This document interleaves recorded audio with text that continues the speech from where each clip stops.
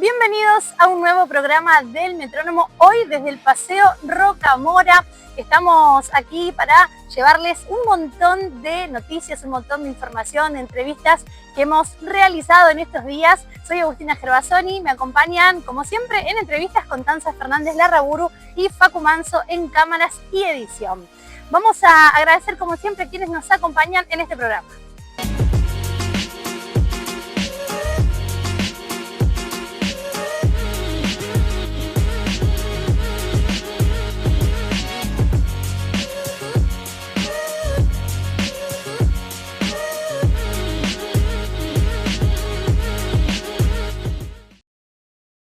Y uno de los temas que preocupan en estas épocas tiene que ver con la ludopatía en adolescentes, es decir, esta adicción por el juego, por las apuestas en líneas que han permitido de alguna manera las billeteras virtuales. Estuvimos hablando con Pablo Cimbalista, él es abogado, especialista en prevención de adicciones y director de prevención de adicciones de la provincia de Entre Ríos. Es una problemática que obviamente nos agarró un poco, no de sorpresa, sino que sí, digamos, nos sorprendió la explosión que tuvo a partir del año pasado. Sí, nosotros lo vemos que esto viene dentro de un contexto donde fueron muchos los ingredientes que se combinaron, digamos, para que esto se dé. Nosotros en eso es parte de lo que también trabajamos, digamos, para explicar o tratar de entender por qué esto se dio tan así, y sobre todo tiene que ver con un contexto de post-pandemia, donde todo lo virtual tomó un nivel que antes no lo tenía, pero a su vez de la mano de sobre todo de las plataformas de apuestas online, las apuestas deportivas, que son como un poco la que le dio el impulso a todo esto de jugar y de apostar a través de las plataformas virtuales, vienen dadas de un contexto que no nos olvidemos que vinimos de salir campeones del mundo, después bicampeones de América, y que toda esa pasión, todo ese ADN tan argentino, de que nos creemos directores técnicos y que los chicos también se creen, o sea, están todo el tiempo con los datos, las estadísticas y demás, con todo eso, con la efervescencia de esos logros deportivos, obviamente fue el escenario ideal para que desembarquen estas plataformas y bueno, los chicos obviamente se enganchen, porque a eso se le sumaba obviamente una situación socioeconómica sobre todo bastante compleja. Entonces, con la promesa de que en base a lo que vos sabés, a toda esa pasión que vos tenés, podés ganar plata mucha y fácil, bueno, obviamente que eso los atrajo, y bueno, con esta independencia de los chicos, con el manejo de las billeteras y demás, y esta habilidad ya que tienen con los dispositivos, bueno, era la combinación casi perfecta para que obviamente esto explote, y bueno, por suerte todos nos pudimos poner manos a la obra, y creo que en eso es donde tenemos la esperanza de que se pueda empezar a revertir esta tendencia. En teoría, las plataformas legales tienen un sistema de control. Nosotros, tanto acá a nivel provincial, que se está trabajando en un proyecto de ley, como un proyecto que hay unificado a nivel nacional, se trata de establecer alguna herramienta, por ejemplo, que lo que son los datos biométricos, o las coincidencias entre quien juega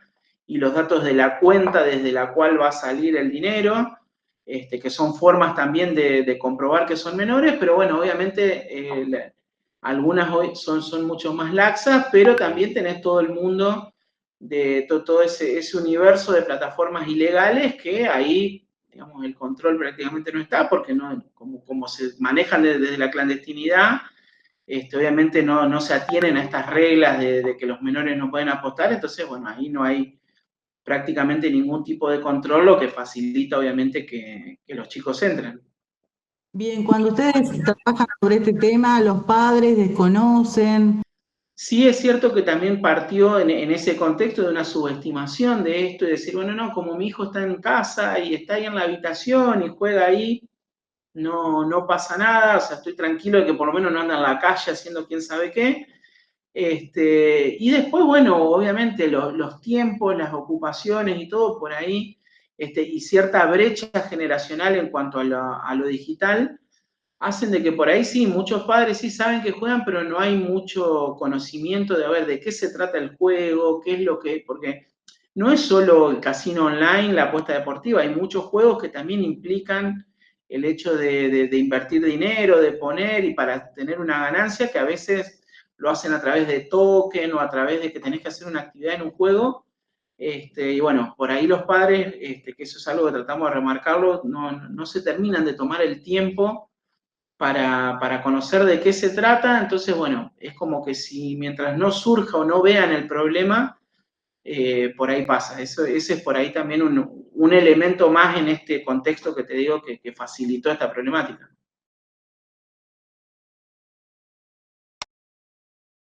Y vamos a hablar de deportes, pero de deportes urbanos, de deportes extremos, podemos decir de alguna manera. Vamos a hablar del skate, porque estuvo en Gualeguay Agustín Prati, él es el presidente de la Federación Entrerriana de Skateboarding.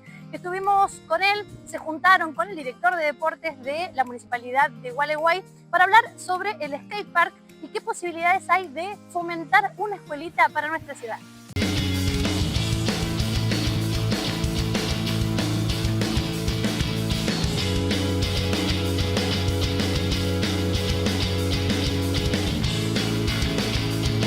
La Vuelta a Gualeguay siempre es linda, lo único que por ahí me entristece un poco es que hayan hecho esto con la pista, que no es una pista, lamentablemente quedó muy mal construida y los chicos locales no tienen a dónde patinar. O sea, el piso acá está malísimo, las rampas no están bien ubicadas, si bien el entorno es hermoso, la pista quedó con una condición técnica de muy baja calidad.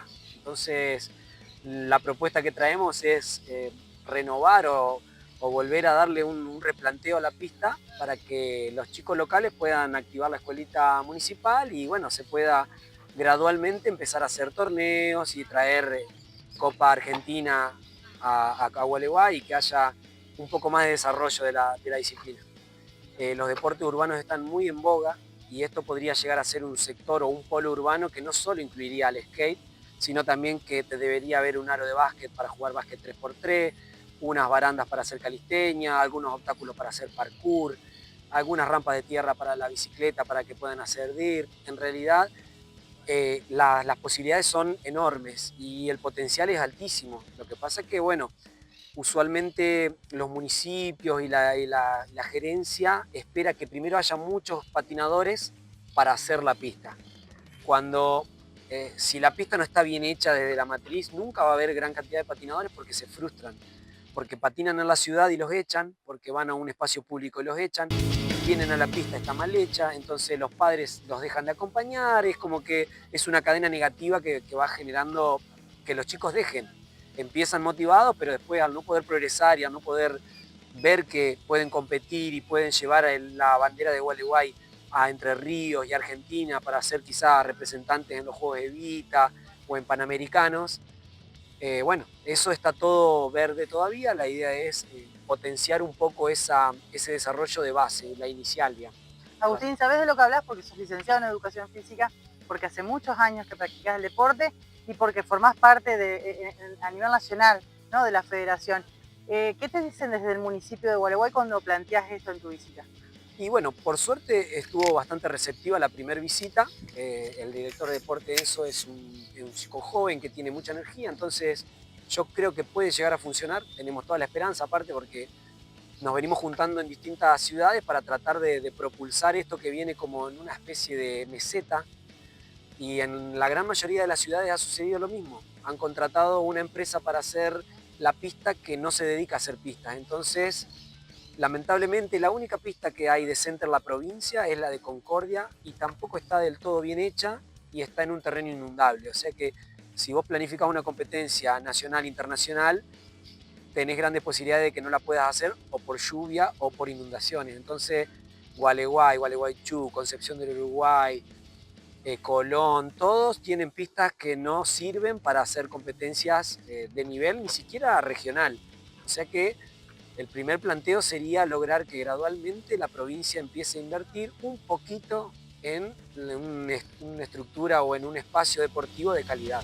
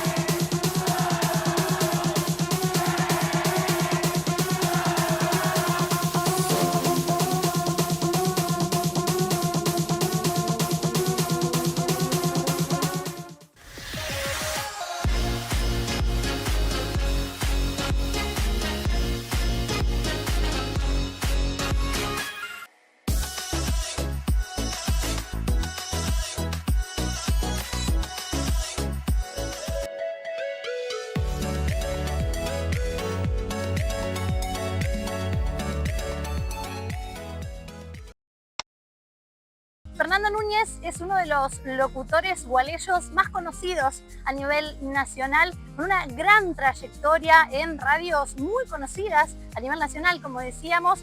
Pero bueno, después de muchísimos años, más de 40 años viviendo en Buenos Aires, decidió volver a vivir a Gualeguay. Comenzó un nuevo programa de radio y con él estuvimos hablando. El programa va a ir de 16 a 19. La idea es que transcurra después de la siesta y antes de la vuelta del perro, en ese lugar tan particular de la tarde, tan sábado de la tarde, pues ya después medio sábado a la noche, y antes hay que dormir la siesta religiosamente, por lo menos en Gualeguay es así. Así que en ese horario lo vamos a hacer a partir del sábado 17, todos los sábados, en este lugar. Este es mi lugar de trabajo, el lugar de trabajo de Cristian Piti González, y también nos va a acompañar Claudia Tamaño, y probablemente lo haga una ex compañera mía de Radio Continental, Rosana Pagani, pero ella, o sea, ellas, las chicas van a grabar las artísticas. Claudia tiene también una pequeña participación en una de las fases que tiene el programa, que, bueno, básicamente va a constituir, va a ser música, toda la música que fue grabada en vinilo, arrancando de los 60, por ahí algún 50 se nos puede escapar, pero la idea es 60, 70, 80, y yo creo que el compacto se lo morfó al vinilo en el 91, más o menos. Ahí empezás a ver, cuando consultás la fecha de lanzamiento y en qué condición fue grabado el tema, ahí te dice el año, y algunos temas te dicen que fueron en vinilo, algunos te dicen que fueron en compacto. Pero más o menos el 91 fue el año en el que el compacto ya empezó a superar en ventas al vinilo, que el vinilo empezó a hacer historia, para tristeza de los que tienen el oído desarrollado, porque la gente, por ejemplo, que escucha música clásica, un tipo de oído absoluto como Charlie, te dice que el vinilo, más allá del ruidito de la púa tan característico, y que por eso el nombre del programa, la calidad de los discos de vinilo es superior en cuanto a la intensidad de la música, que se escucha todo, que no se pierde nada. Un amigo que justamente que es oyente de música clásica, que es melómano, decía que el vinilo es como escuchar una catarata y el compacto es como escuchar una catarata de cubitos. Era como para graficar lo que es la diferencia. Por eso, con que suene tan limpito, el compact se come algunas cosas que, bueno, obviamente mi oído, que no es absoluto, probablemente el tuyo no lo perciben, pero Charlie sí lo percibe. Por eso grabó, por ejemplo, un vinilo hace no mucho tiempo. Así que, bueno, todo lo que está contenido en el vinilo va a ir en el programa. Bueno, va a tener artística, frases así medio chamulleras, como para seducir a las chicas. Bueno, y no solo es la música a través del tocadiscos, ese característico ruido a púa, como decidió llamar a este programa que sale los sábados en la 96.1, la radio. Algo que se pueda hacer que contenga información tendría que ser de otra manera y no de la manera tan vertiginosa con que la he vivido durante tantos años. Así que tanto como me cansó Buenos Aires, me cansó eso. Y siempre, de hecho, cuando empecé a trabajar en Radio Gualeguay, trabajaba en el noticiero, pero tenía un programa de radio que se llamaba La Radio Joven. Te estoy hablando del año 73, 74, 75. En ese caso, mi compañero de ruta no era Piti, que creo que no había nacido, pero era Peca Marinelli. Pero hacíamos una cosa así, nos divertíamos mucho. Yo descubrí que eso me hacía mucho bien, que era como una suerte de cable a tierra. Por eso, inclusive, en las temporadas anteriores, en las que yo trabajaba en Continental, me venía los fines de semana a hacer el programa, porque era como un alivio. Así que, bueno, te diría que es absolutamente por placer. Y también, aprovechando la época de la música, vamos a ir tirando algunas referencias históricas, así de hechos muy... ponemos un tema del 69, obviamente vamos a hablar del hombre en la luna, qué sé yo. si el tema es del 89, la caída del muro de Berlín, cosas así, como para hacerle una contextualización. Algunas contextualizaciones, porque si a cada tema le metemos historia va a ser un plomazo el programa, y la gente creo que lo que quiere escuchar es música, pero medio como ubicarlo en época, ya que estás convocando, no sé si a la nostalgia, pero sí al recuerdo. Entonces por ahí le metés también, mirá, este tema, mientras este tema salía, en el mundo pasaba esto, o acá en la Argentina pasaba tal cosa. Hasta ahora estoy muy contento. Todo lo que pueda buscar uno para ser feliz, amor incluido, viene bien acá en Gualeguay. Y ahora con la radio, que es de los primeros amores. Y la radio es... el eterno amor. Es el eterno amor, sí, es la mujer que nunca me dejó y nunca me engañó, digo yo. Aunque a veces yo no fui tan bueno con ella, pero sí, bueno, ese es, sí, en un sentido sí es el amor de mi vida. Y además es mujer la radio, así que imagínate. Bueno, gracias Fernando y éxitos. No, muchas gracias a ustedes, muchísimas gracias de verdad. Y bueno, esperemos que les guste lo que vamos a proponer.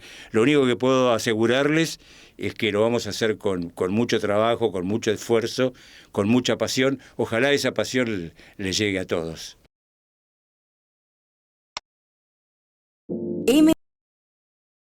Exterior de Mariano Pérez, estudio jurídico y aduanero, despacho de aduanas, logística de exportación e importación, agenciamiento marítimo y terrestre del transporte. Atendemos en Galarza 1237, Oficina 3, Concepción del Uruguay, con corresponsalías en varios puntos del país. MPS.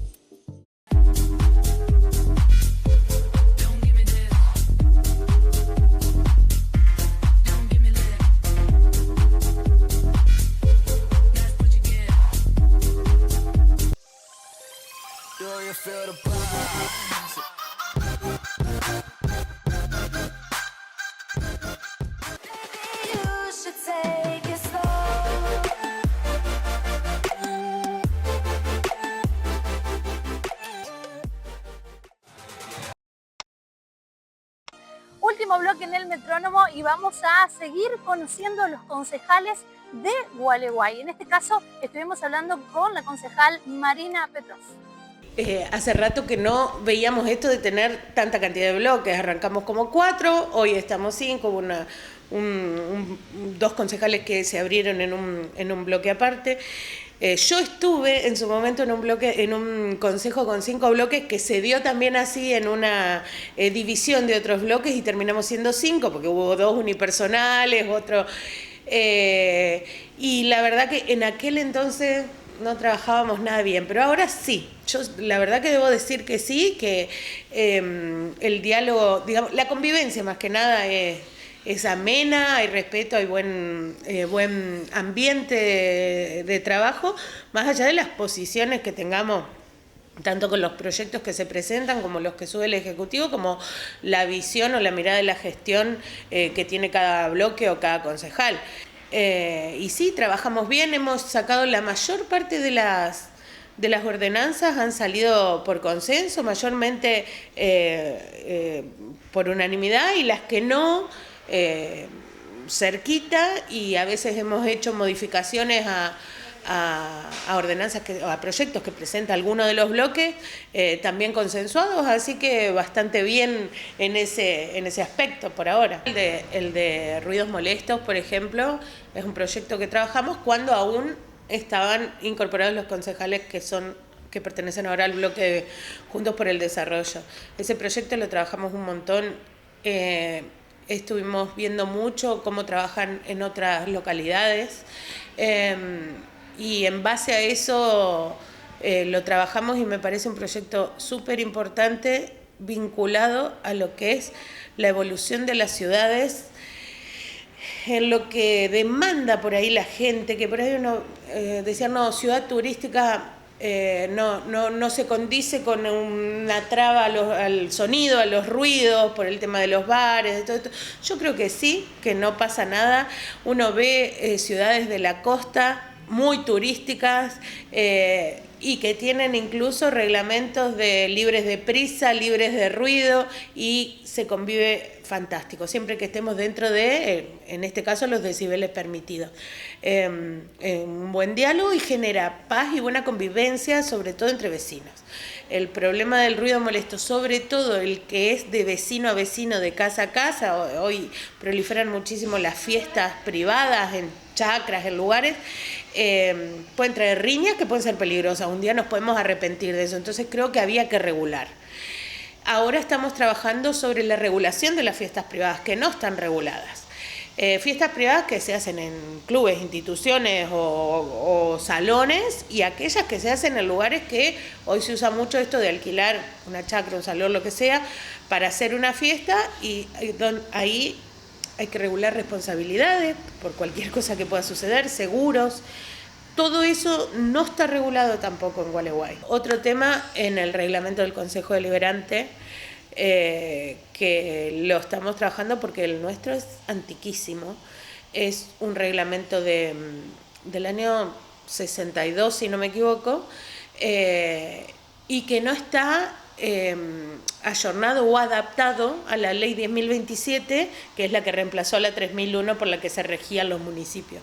Eso me parece también bastante importante. Y después, bueno, abiertos a escuchar a los vecinos, a ver cuáles son las demandas de aquello que nosotros podemos hacer desde el Consejo, porque por ahí la gente te dice, tengo este problema en la calle, tengo esto. Bueno, nosotros podemos ser un nexo para transmitirlo al Ejecutivo, pero no tenemos competencia para resolverlo. Y bueno, ese vínculo con la ciudad me parece que puede ser útil más allá de la labor legislativa. ¿Cuál ha sido la postura del bloque en cuanto a los carros gastronómicos y al proyecto de modificar la ordenanza que los organiza, que los ordena ahí en el Parque Intendente Quintana? Sí, nosotros acompañamos ese proyecto porque, bueno, hay un montón de carros, han proliferado, y la regulación de la norma tenía algunos requisitos que había que modificar. Sinceramente, porque a veces te pasa que vos tenés que adaptarte a la realidad y no adaptar la realidad a la legislación cuando ya te ha superado, digamos. Entonces hay muchos carros que están esperando o no tienen habilitación ni controles porque no se ajustan a los requisitos de la ordenanza que los regulaba. Entonces tuvimos que modificar esa ordenanza, sobre todo tiene que ver con el tamaño, que eran carros muy grandes, debían tener, decía, las medidas, y los de hoy no tienen esas medidas, son más chicos, de hecho serían muy caros, y a veces son familias o emprendedores que salen a buscar el mango de esta manera y que hacen una inversión y un esfuerzo para tener ese carro, y esa exigencia les era demasiado onerosa. Pero reitero, yo no soy de las que te voy a decir, yo voy a presentar esto. Yo he sido concejal ya, y la verdad de lo que he presentado, no he presentado una cantidad de proyectos, pero todos han sido eficientes y han cambiado algo. El Tené tu casa es un proyecto que presenté yo, el laboratorio de agua, la equiparación salarial de los empleados de planta de contratados con los de planta permanente, salarial y en derechos, que hoy todos estos están aplicados hoy en la municipalidad y han cambiado algo. En su momento también la de Puerto Ruiz, el proyecto de salud para Puerto Ruiz, que estaba olvidado, ese quedó en tintero, no se llevó a cabo. Serían 6, 7 proyectos de importancia, más allá de los que son trabajo nuestro también de Contralor, de pedir informes al Ejecutivo, o de comunicaciones expresando deseos o pidiéndole a instituciones, al gobierno provincial, nacional, a legisladores que actúen sobre determinado tema. Así que siempre un poco en eso, buscando la vuelta para crear algo. Nunca voy a hacer algo por hacer o por decirte te voy a presentar este proyecto para quedar como que presentó. Tiene que ser importante y tiene que cambiar alguna cosa.